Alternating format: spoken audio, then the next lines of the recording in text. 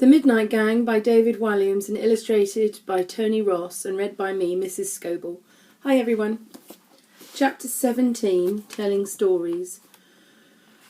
The Midnight Gang had a thrilling night of racing driving, began Amber. In wheelchairs, continued the porter. One young lad called Henry couldn't walk at all. He had been born that way, but young Mr. Henry desperately wanted to be a racing driver. So I rewired his electric wheelchair to go super fast.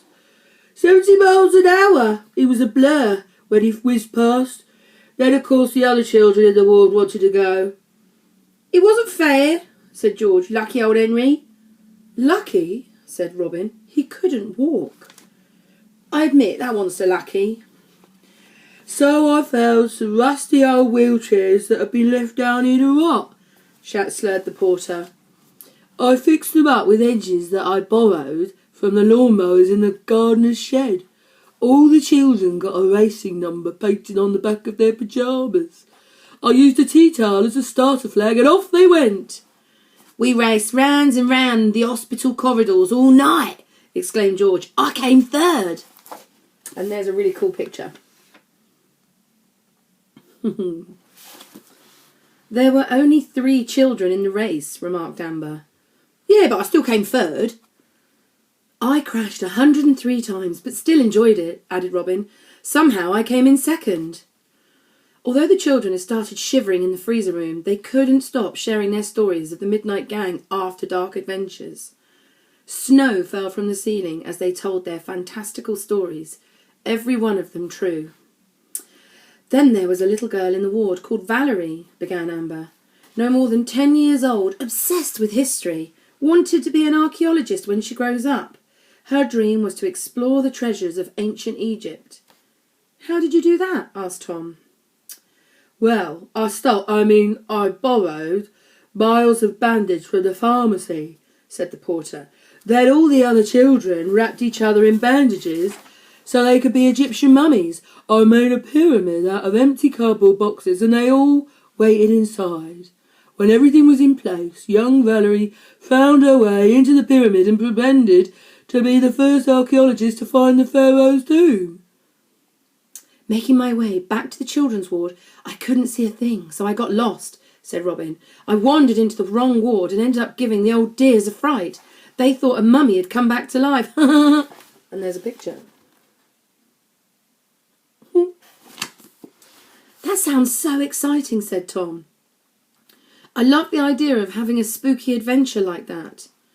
It's a shame you weren't here with us last Halloween then, young Mr. Tom, said the porter. What happened then? Asked Amber. Yes, none of you were in the ward at the hospital back then, added Robin. Do tell us. Well, there was a young girl on the ward called Wendy. She was admitted to hospital to have an operation. Wendy hated being in here for so long as she was missing not just Halloween, when she loved to go out trick-or-treating, but also her ballroom dancing classes. So what did you do? Asked Tom.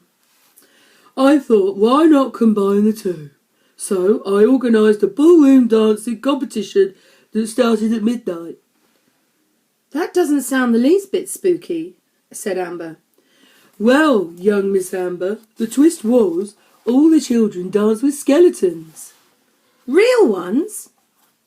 Asked Tom, rather disturbed.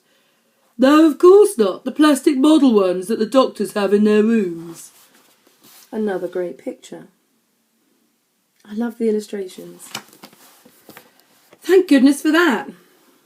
And I let Wendy win, of course. At least it wasn't one of the skeletons, said Robin. That could have been awkward. Well, of course you 3 were all here at the hospital when the Midnight Gang went surfing, prompted the porter. Oh, yes, a boy called Gerald had lost a leg after a horrible road accident, said Amber. That's awful, said Tom. What was also awful was that Matron told him he now had absolutely no chance at being a professional surfer. Terrible woman, said Robin. But the Midnight Gang were having none of it, continued the girl.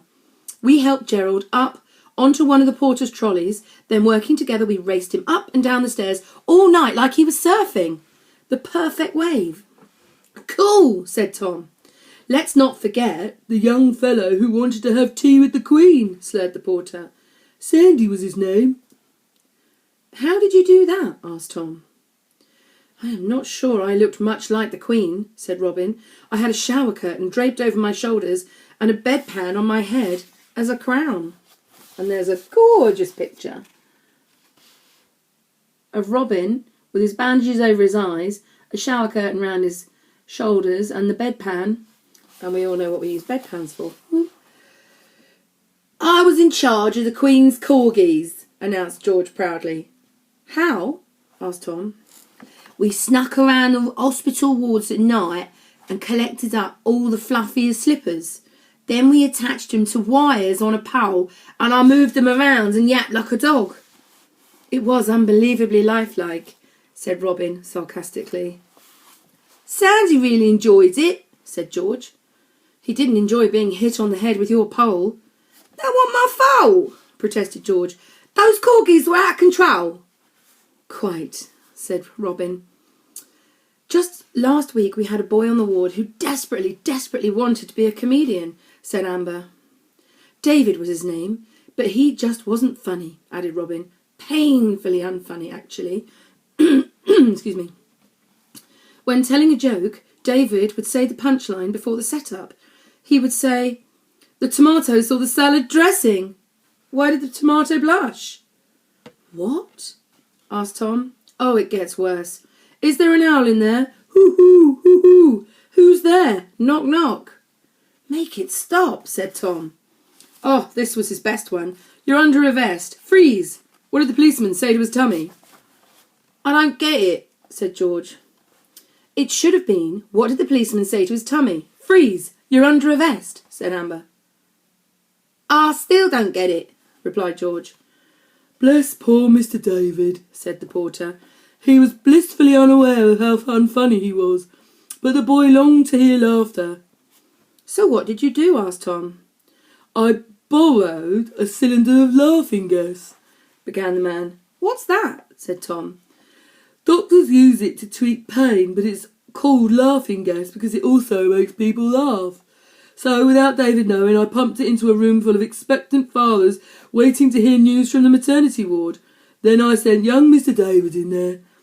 He told all his back-to-front jokes, and surprise, surprise, the expectant fathers all laughed at absolutely everything he said.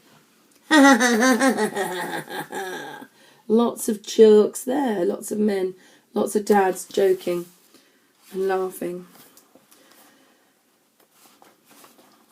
One of my favourites was when the Midnight Gang swam with dolphins, remembered George.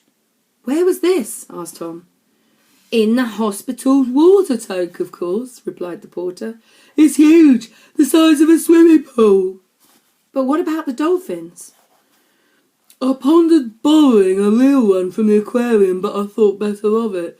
Instead, with the help of the children, we painted up some inflatable pillows to look like dolphins. Then I used some ropes and pulleys to pull them along the water. That little patient Mohammed, I think he was only 6, but he loved every minute of it. The safari was tops, said George. Yes, that was for these twins, Hugh and Jack, said the porter. Hugh had kidney failure and Jack was giving his twin brother one of his kidneys. They were both in hospital for a while because of their operations. So for the Midnight Gang adventure, the other children on the ward made animal costumes out of things they had found in the hospital. A hose became an elephant trunk, a furry bath mat, a lion's mane, a prosthetic leg, a